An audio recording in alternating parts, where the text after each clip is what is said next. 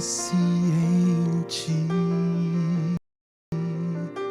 Deus sabe de tudo que é meu, sonda os mistérios do meu viver.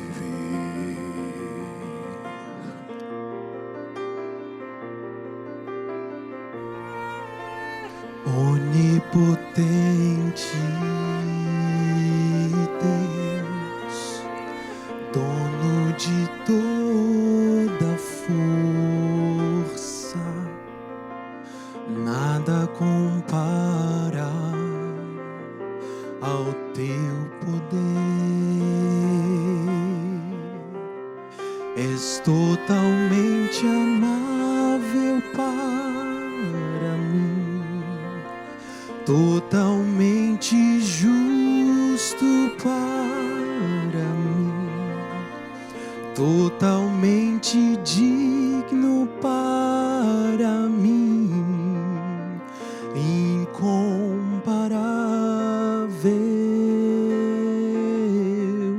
És totalmente amável para mim, totalmente justo para mim, totalmente digno para mim, incomparável.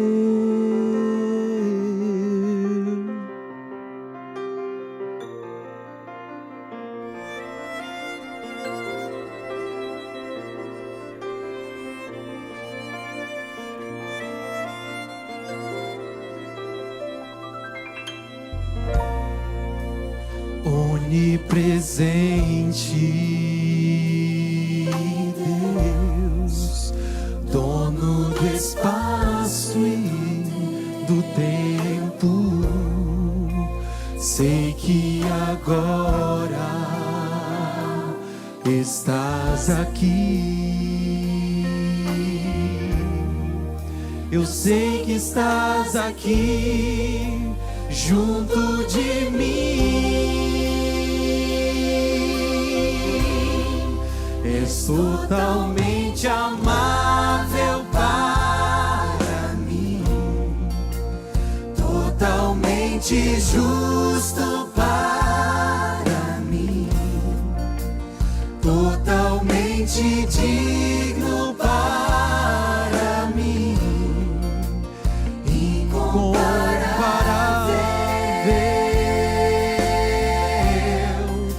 És totalmente amável para mim, totalmente justo para mim, totalmente digno para mim, incomparável. És totalmente amável para mim, totalmente justo para mim, totalmente digno para mim, incomparável. És totalmente amável para ti, totalmente justo para ti, totalmente digno para mim, incomparável.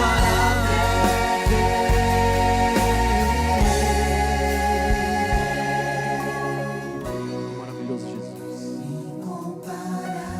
Totalmente amável para mim, justo e digno, digno para mim.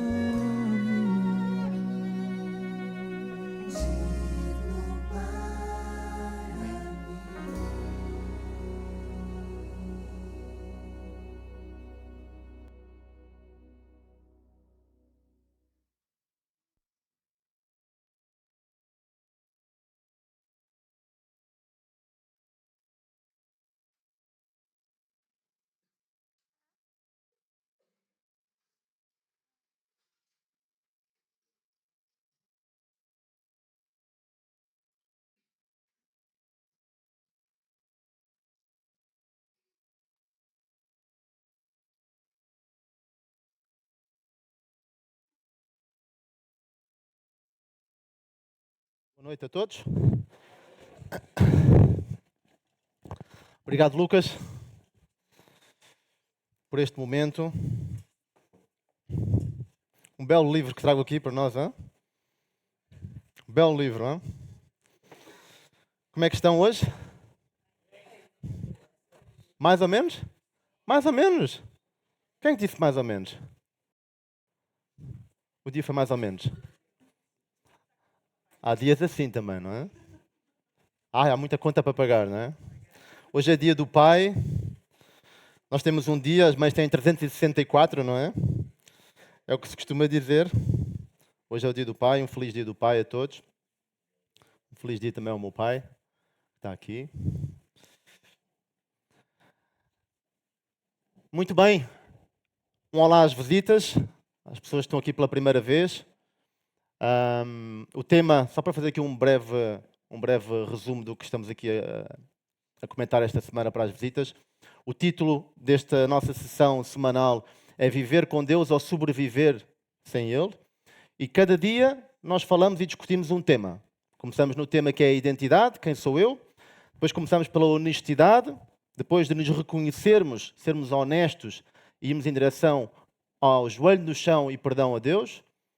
Depois temos a cura, à procura da nossa solução, à procura do perdão do nosso pecado. Depois temos a nossa transformação, que acabamos de concluir que a transformação era uma obra contínua, que não tem fim, exceto quando Jesus voltasse.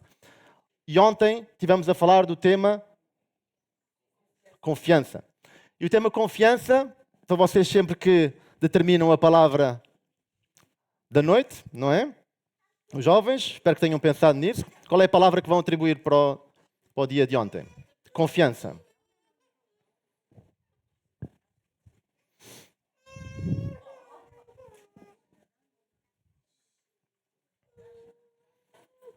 Não há sugestões hoje? Fé. Fé? Fé. Para ser mais simples. Mais nenhuma sugestão? Mais nenhuma sugestão?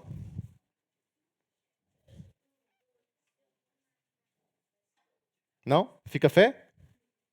Fica fé. Fica fé. Muito bem. No processo da minha transformação, tentamos sempre, e na nossa transformação em geral, tentamos sempre melhorar várias coisas. No meu caso, em particular, eu tive grande dificuldade há 5 anos que tento fazer esta mudança, que é sair um pouco da parte emocional e ir um pouco mais para a parte racional. Eu sempre fui muito sensível, sempre fui sensível. E não quero que a sensibilidade se vá embora. Mas a emoção é algo que eu sempre tentei, ou não consegui evitar. Seja para os bons momentos, seja para aqueles momentos menos bons, a emoção era algo que realmente fazia parte de mim. E eu acho que cada vez mais tento racionalizar mais, tento ser muito mais racional. E eu falo nisto porque eu quero acreditar que cada tema que está a ser discutido aqui nos apela principalmente à racionalidade. Não nos apela tanto ao sentimento. Porque já estivemos a conversar várias vezes esta semana que não se trata de sentimento. Trata-se de uma mudança real. E essa mudança real tem que vir não apenas com o coração, mas tem a ver também com o nosso pensamento. Sermos racionais na escolha que queremos fazer. Ontem verificámos e tocámos também no tema da transformação, que exige paciência e que a paciência exige confiança. E aprendemos também que confiar em silêncio é um dilema. Eu tenho muita dificuldade, eu sou muito ansioso, muito impulsivo. Eu tenho dificuldade em aguardar a resposta de Deus. Nós vimos, por exemplo, que o Carlos, onde é que está o Carlos? O Carlos consegue obter paz. O estágio do Carlos é um estágio mais à frente. E devemos realmente procurar essa paz. Confiar em Deus num estado de tormenta, de turbulência, e termos essa paz é algo realmente difícil. Principalmente num mundo tão corrido que nos exige tanto. Mas é este o caminho. Confiar em silêncio. Confiar também, sobretudo, no silêncio de Deus. Vamos à história? Sim ou não? Vamos à história? Muito bem. Vamos à história. Ainda não é aqui. Vamos aqui primeiro.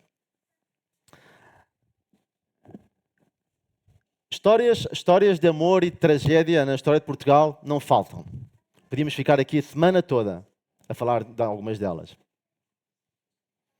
Mas há uma história que percorre séculos e vai percorrer mais gerações, se aqui ficarmos. É uma história que tem um impacto tremendo. Uma história trágica, mas uma história de amor. De quem é que eu falo? Romeu e Julieta.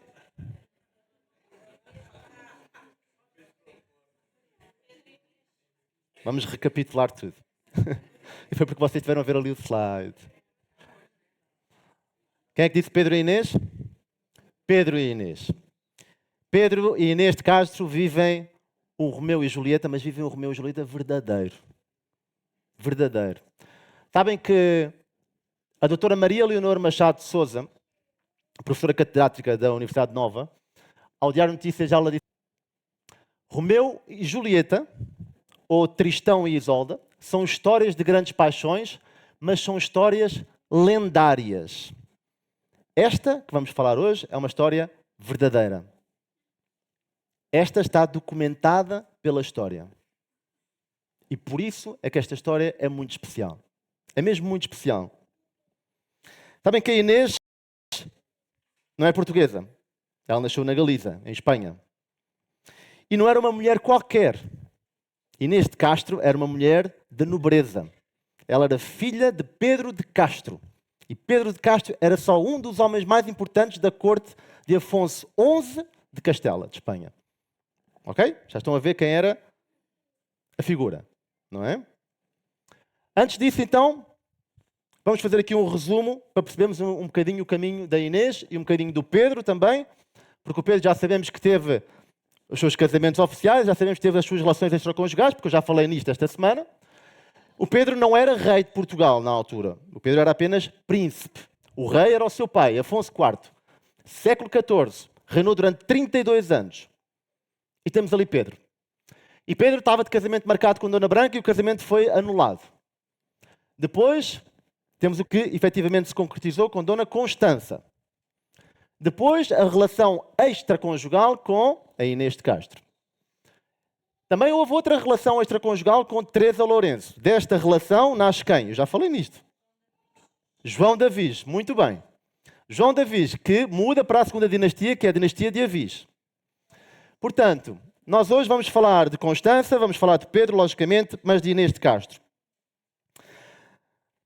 Vocês sabem que, normalmente, quando estamos a falar em casamentos que são casamentos arranjados, não é? Organizados, muitas vezes por interesses familiares, por interesses governamentais, a futura rainha consorte apresentava-se ao rei, neste caso Constança apresenta-se a Dom Pedro, mas apresenta-se a Dom Pedro acompanhada pela sua aia, ou pela sua dama de companhia. Hoje em dia chamamos de assistente pessoal. Ok? Pela sua dama de companhia. E essa dama de companhia chamava-se Inês de Castro. Quando Constança chegou à frente de Dom Pedro não teve olhos para Constança, Dom Pedro apaixonou-se imediatamente pela beleza que Inês de Castro possuía. Era realmente uma mulher de um contexto de beleza fora de série para a época. E Pedro, já se sabe, casou, mas mesmo assim viveu esta relação amorosa com Inês de Castro. E houve filhos com Inês de Castro também. Houve 4 filhos, um deles morreu. Mas, na realidade, com Constança também houve filhos. Ok? Então, com Constança, nós tivemos Dona Maria, Dom Luís, que morreu uma semana após o seu nascimento, e tivemos Dom Fernando. Quem foi Dom Fernando? Dom Fernando foi o que motivou, mais tarde, a Batalha de Alves Barrota. Aquele que morreu novo. Ele estava com uma doença longa, morreu com 38 anos. Ok? Está bem?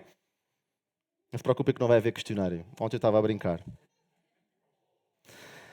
Na realidade, a Inês de Castro nunca foi aceite. ela nunca foi aceite. Para a corte portuguesa, ela era realmente um alvo, um perigo. Os conselheiros de Estado de Dom Afonso IV recomendavam e instigavam Dom Afonso IV que o futuro do reino de Portugal poderia estar em risco atendendo a quem pertencia, à família que pertencia, Inês de Castro. Podia haver ali um conflito entre Castela e o trono português novamente. E não foram de modas. Agiram de forma trágica. Mandaram assassinar Inês de Castro. Inês de Castro foi brutalmente assassinada. Há várias versões que nos vão dizer. Nós não vamos debater não vamos entrar por estes caminhos. O que é certo é que neste momento, quando ela morre, a história de Inês de Castro termina. A história de Inês de Castro termina sem qualquer reconhecimento, sem voz, sem qualquer valor. Anos mais tarde, Pedro, que é considerado Pedro o Cruel, ou Pedro o Justiceiro. Anos mais tarde, Pedro é rei de Portugal. E uma das primeiras missões que faz é, quem me diz? Vingar. E o que é que ele faz? Envia para que buscassem os assassinos de Inês de Castro. Esta foi a primeira coisa. Não vamos entrar pelos pormenores, porque há várias versões sobre esses pormenores. Mas outra das coisas que ele fez, que também pode ser especulativa, foi abrir o túmulo da sua amada e reconhecê-la publicamente e obrigar a que honrassem Inês de Castro. E é a primeira rainha da nossa história que é rainha após a sua morte. A primeira. Se realmente houve a cerimónia do beijamão, porque existia muito esta cerimónia de reconhecer o rei e a rainha através do beijamão, dizem que essa crença popular, por sua vez, não encontra comprovação nas fontes da época. E eu sempre digo que em história aprende-se algo muito interessante, que é uma história sem fonte, nós chamamos de especulação. Portanto, especulações e versões nós temos variedíssimas. Por outro lado, em relação a reconhecer Inês de Castro como rainha, poderia ser, mas havia aqui um detalhe, eles teriam que estar casados. E Pedro jurou solenemente que se tinha casado em segredo com Inês de Castro. Mas não havia documentação que realmente comprovasse isso, não havia testemunhas, embora Ana Rodrigues Oliveira, investigadora, no seu livro Rainhas Medievais de Portugal, diz que é poder decidir historicamente pela veracidade ou falsidade desse matrimónio. Porquê? Porque nesta altura, tudo se discute em relação a papéis e documentos que comprovem esta união, ou testemunhas que comprovem esta união. Mas nesta altura, bastavam apenas eu recebo-te como meu esposo e eu recebo-te como minha esposa. Juro-te fidelidade e amor e já está. Era o suficiente. Portanto, as versões não são oficiais, são meramente especulativas. Ok? No entanto, isto só poderia acontecer, efetivamente, se Pedro tivesse casado com Inês. É interessante que o valor da Inês de Castro não começou quando ela finalmente foi reconhecida, quando ela foi realmente honrada e coroada. Ele não começou aí o valor dela. O valor dela já existia, mesmo quando foi rejeitada. Então, afinal, quem é que define o meu valor? Quem é que define o meu valor? Nós vivemos numa sociedade que se baseia naquilo que tu fazes. Baseia-se no teu currículo. Baseia-se na produtividade, nos resultados que tu apresentas. E convém, inclusive, que os resultados sejam públicos, para a fama ser maior. Quem é este? É o médico. Quem é aquele? É engenheiro. Quem é aquela? É vendedora. É assim, nós somos reconhecidos. O valor que nos atribuem são valores sempre associados àquilo que nós fazemos. Se eu tenho uma posição profissional abaixo daquelas que são formadas do ponto de vista universitário, já não tenho o mesmo valor. A sociedade em que nós vivemos é assim que funciona. É a forma como nós somos vistos. E quando isto acontece, nós começamos a ter dependência. Nós começamos a ser dependentes de uma validação dos outros para nós. Começamos a ser dependentes da comparação que os outros fazem de nós. Das opiniões dos outros. Precisamos da validação para sabermos, tal como a Inês, se seríamos adequados ou inadequados. Ellen White diz uma frase muito interessante, que diz: afastar-nos-emos dele para recorrer a falíveis seres humanos, tão dependentes de nós como nós próprios. Eu vou buscar validação a outro ser humano que precisa de Deus, tanto como eu. Interessante isto, não é? Mas é o que nós fazemos. É o que nós fazemos. Eu trouxe este livro, que é um livro muito especial para mim. Este livro é um livro muito especial para mim. Mas eu vou-vos fazer uma pergunta. Quanto acham que custa este livro? 69 euros? 69 euros. Porquê que é esse valor?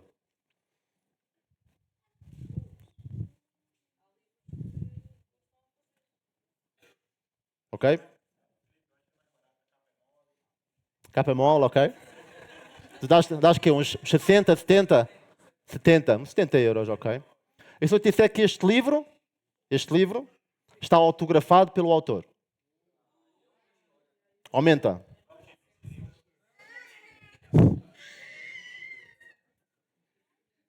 E se for um autor qualquer? O título é A História de Portugal e do Império Português, mas não se trata aqui muito do título. Anthony Disney é o autor. E se for alguém importante?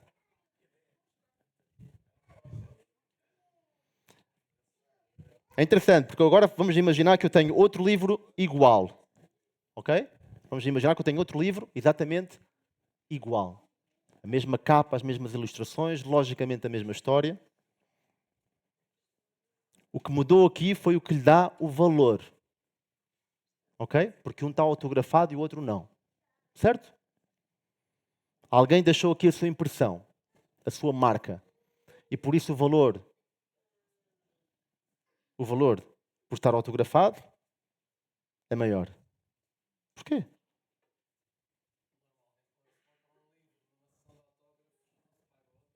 Não, nesse caso, mas vamos imaginar que não foi o caso.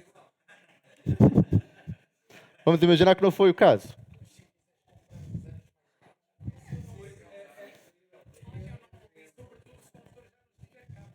A história de Portugal e do Império Português. Não dá, não vale ver. Não interessa aqui o custo, não interessa aqui o valor do livro. Aqui o que interessa é que a marca que se deixa, o autógrafo, na realidade, faz com que o seu preço suba, não é? Se o Lucas agora baixar as luzes, não precisas de fazer, Lucas, mas baixar as luzes, ficamos no escuro, ok? Esta nota que está aqui perdeu o seu valor? Mas se o Lucas nos der luz outra vez, revela o valor da sua nota, não é? Certo, não é? Qual é o valor da nota? 20 euros. Porquê? Porquê?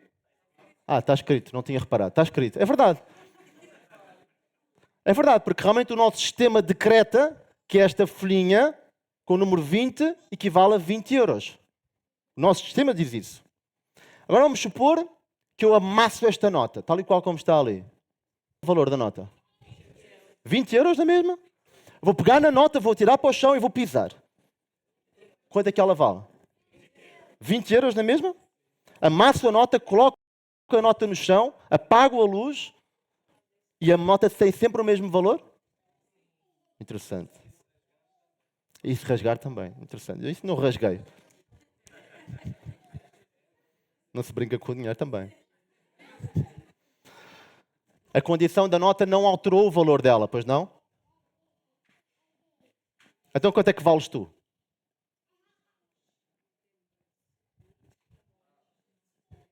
Será que não valemos mais que a nota? Disseste 25 euros, foi isso?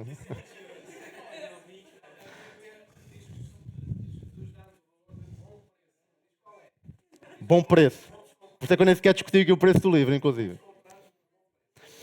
Reparem que se um simples autógrafo, nós vimos aqui, muda o valor do livro, imagina o valor de alguém que foi criado por Deus. Perceberam?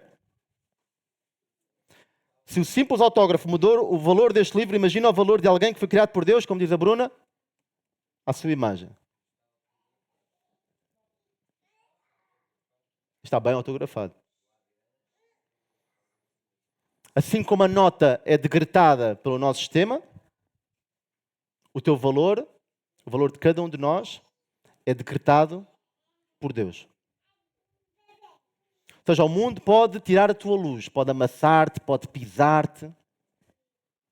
E mesmo assim, Deus nunca vai mudar o valor que tem em ti. Nunca. Reparem bem nisto. Vejam como é grande o amor do Pai por nós. O seu amor é tão grande que somos chamados de filhos de Deus. E somos de facto seus filhos. É por isso que o mundo não nos conhece, pois não conheceu a Deus. Nós somos chamados filhos de Deus. O amor de Deus é tão grande que nós somos chamados filhos de Deus. Será que não existe alguém que vê realmente o meu valor? Será que não existe ninguém que vê realmente o meu valor?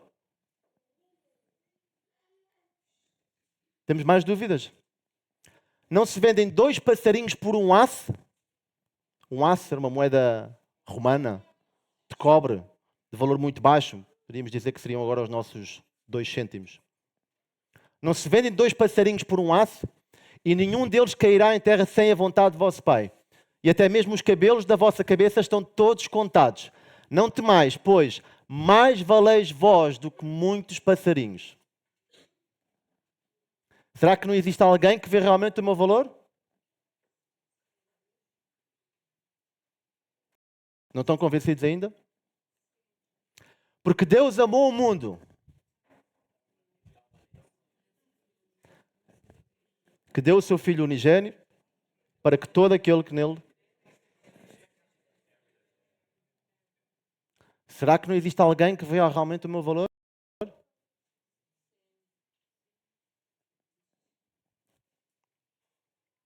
Alguma vez te sentiste rejeitado, abandonado? Alguma vez tiveste esta sensação de inferioridade? Levanta a vossa mão, levanta a tua mão se te sentiste assim alguma vez na tua vida. Comparado.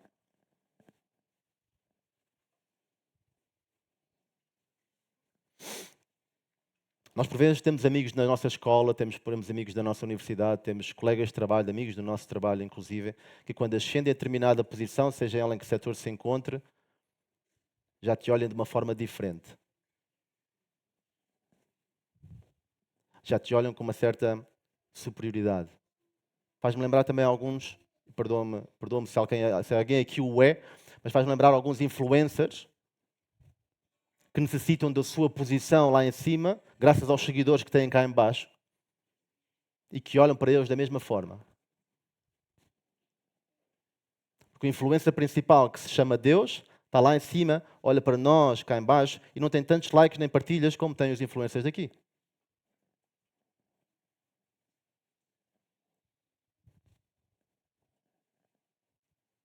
Deus é quem define o teu valor. E ele não tem tantos likes nem partilhas como um influencer que tem por aqui. Estas são as nossas escolhas. Não?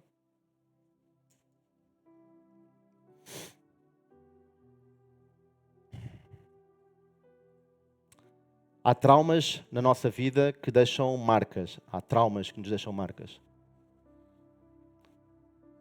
Às vezes podemos conhecer alguém que foi abandonado. Às vezes podemos conhecer alguém que passe por um trauma antigo e que agora tenha momentos de grande ansiedade. Talvez até momentos de pânico.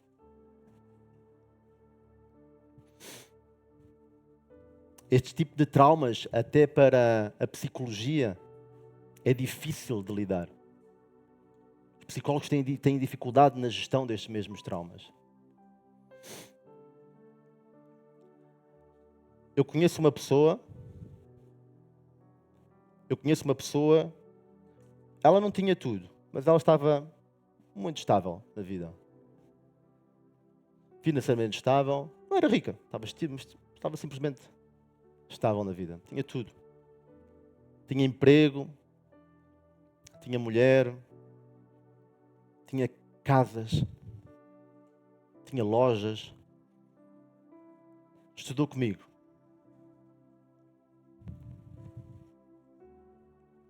Trabalhámos juntos, mas em empresas diferentes. Trabalhámos na mesma área.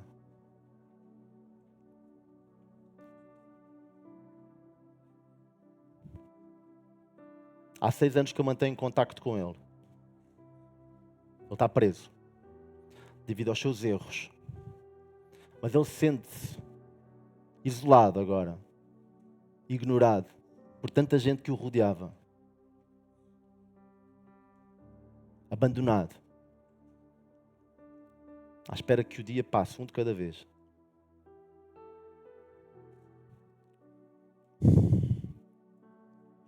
Alberto Tim, diretor associado do White Estate Silver Spring, Massachusetts, nos Estados Unidos, diz-nos algo sobre o valor do ser humano que é impressionante. Ele vai buscar uma citação de Ellen White.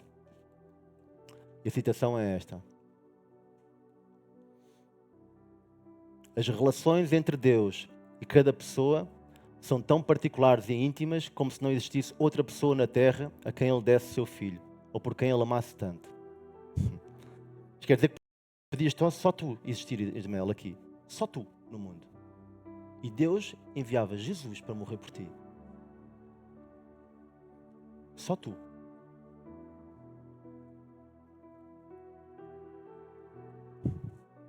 Se isto não nos toca profundamente, não sei.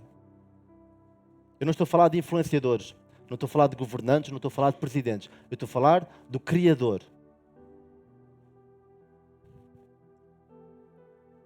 O Criador de, como diz Tim, Criador de bilhões de astros em cada uma das bilhões de galáxias. Que tem criaturas irracionais e criaturas racionais com quem se preocupar. E Ele dedica-se em exclusividade só para ti. Relaciona-se contigo como se não houvesse mais nenhum ser humano.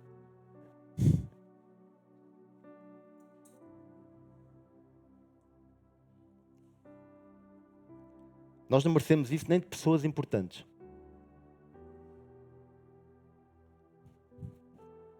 Podes até ser uma pessoa que rejeita Deus. Pode ser até uma pessoa que escolheu não amar a Deus. E mesmo assim, Ele enviava o seu filho para morrer por ti.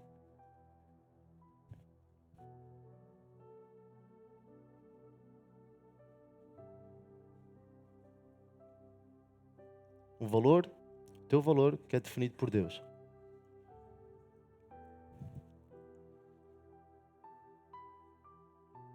Sabem porquê que Ele faz isto? Ele faz isto para nos dar resposta também aos nossos próximos 2 temas,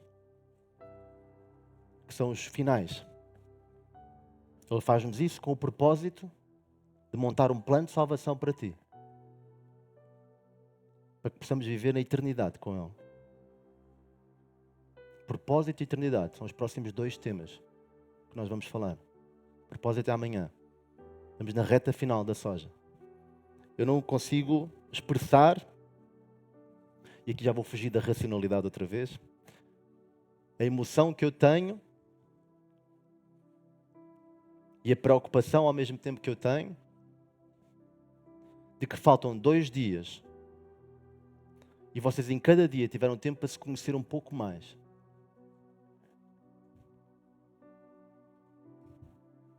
Não dá para esperar mais. Eu não vou querer perder o barco que me leva até este porto seguro. Eu quero estar com aquele que se dedica a mim como se eu fosse o único ser humano aqui na Terra.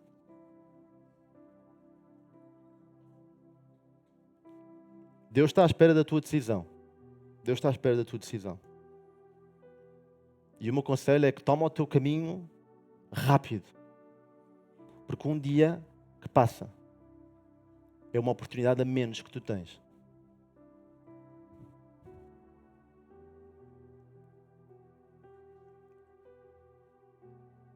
O meu amigo foi condenado a 23 anos. 23 anos. Amanhã vamos falar um pouco da história.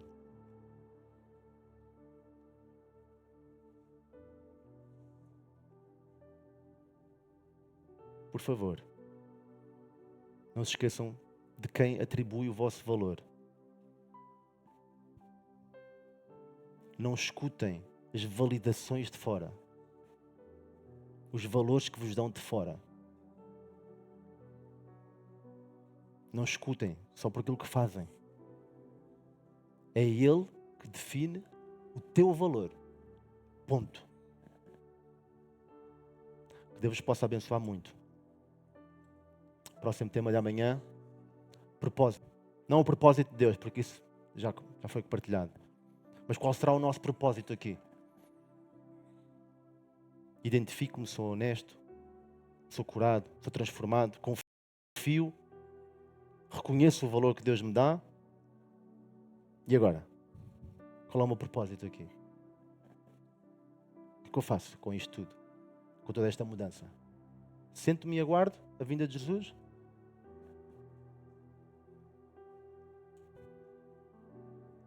É assim que querem ficar sentados a aguardar a vinda de Jesus?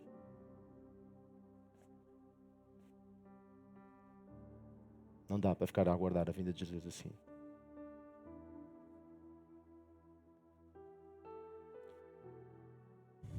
Que Deus vos abençoe muito. Amém.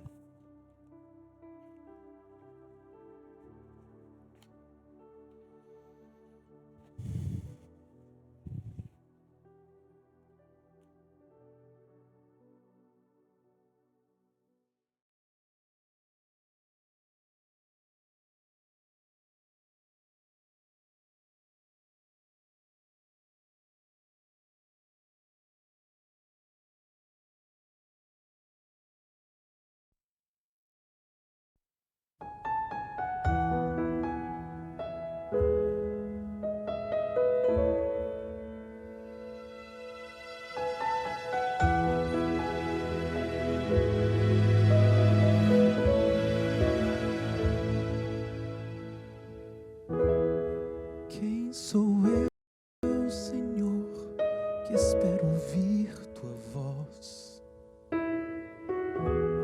Quem sou eu tentando te escutar? Já tentei ouvir tua voz em forma de canção. Tentei sonhar, tentei sentir. Não sou nada nem ninguém, sou apenas quase pó. Mas eu quero te pedir, ouve a minha oração. Sei que és grande em poder, que não cabes nem no céu. És o grande Deus, eu sou. E eu sou pecador, não sou digno de falar, nem sou digno de pedir, mas te peço mesmo assim, eu imploro, habita em mim.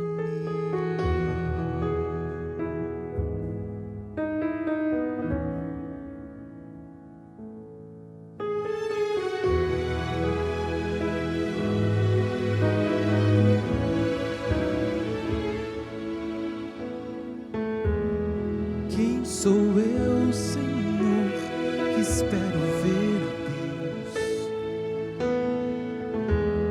Quem sou eu que ouso teu rosto olhar? Como enxergar um Deus que vive lá no céu e esperar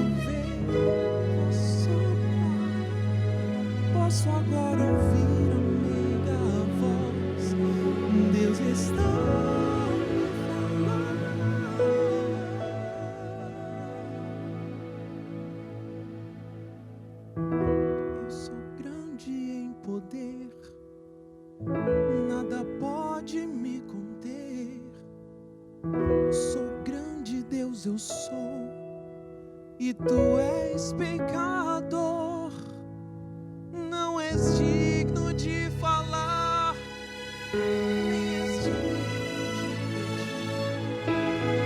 mas te aceito mesmo assim e prometo, habitarei em ti.